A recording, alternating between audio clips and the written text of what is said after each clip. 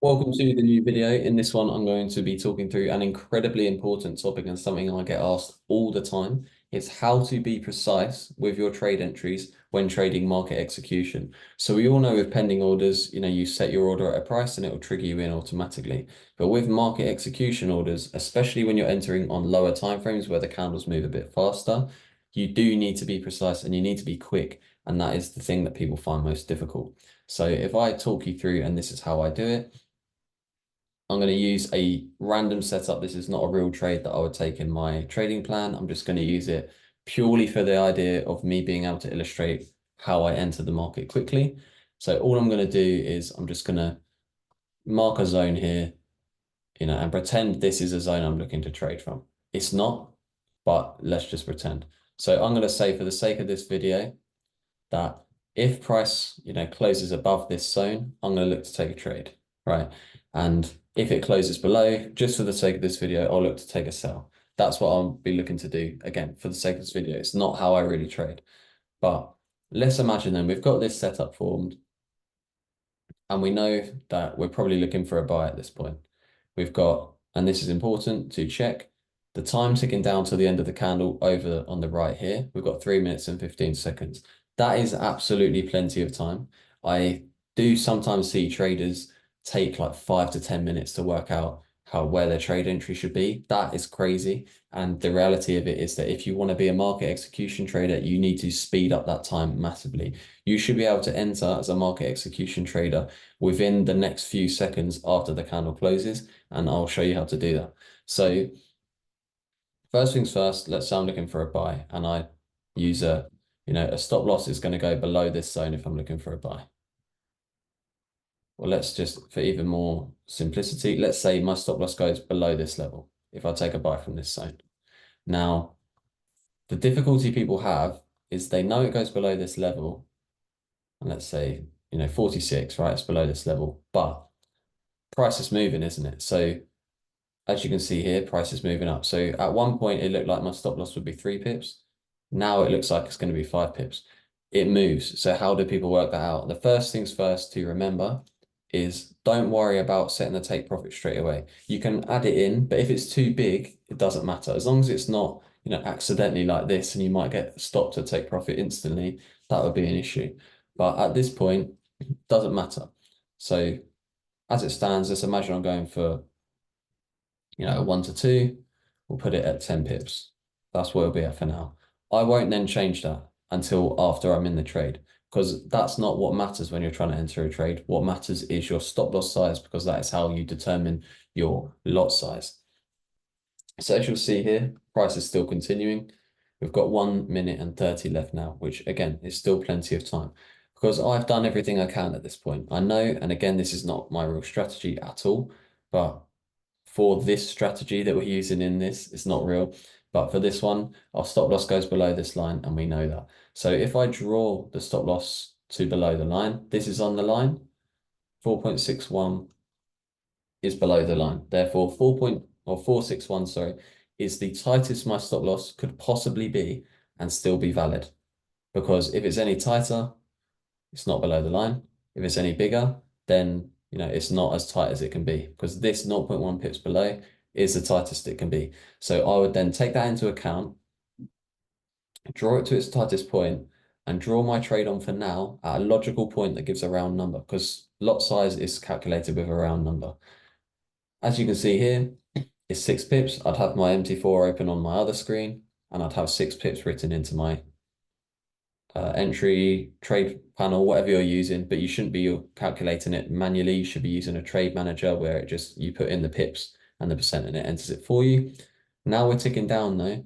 So I've got my other screen up, and as it stands, it's going to be 6.1 pips, meaning I know I'm going to need a 7 pip stop loss. So moving forward, it's going to be 7 pips. I've got 7 pips typed in, watching the time tick down, 7 pips, and I've now taken a buy. Just press buy immediately because I already had buy and 7 pips put in. And that took all of 3 seconds after the entry. Again, this is not a real entry, but if it was. So now I'm in for 7 pips. And what I mean by that, if I just clarify without seeing this, is that at the time of the entry, this is the tightest the stop loss can be. And if you look at this number here, it shows me that the close of the candle is 0.6 pips in above where the current entry is. So if I add that 0.6 pips onto the 6, I've got 6.6, meaning that I have a 7 pip stop loss, because we're not going to be using 6.6 pip stop losses. We'll be using a whole number, meaning I need it to be 7, right? Because if it's 6, then it's too tight. 7 is the number. So all I would then do, I've already entered now at 7 pips, and now I can adjust it onto my chart because I know 7 pips for a fact is the right stop loss size for my trade. And it's already entered on my MT4. That's the key part, because that's the bit that we need to get done at the right moment.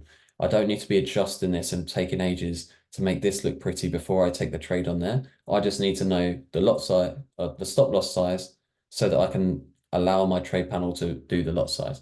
That's it, nice and simple. So then if I just adjust to prove there is 7, what I would now do is the entry would already be here on MT4 at this point, because obviously I've entered at the right point. I entered precisely within 1 or 2 seconds after the candle closed. And now as you see, it's 6.6 pips to here. Meaning below there, the nearest is 7. So that is spot on. That is an exactly right stop loss size, because if it had been 6, I'd be above that level. As we said, for this example, I needed to be below.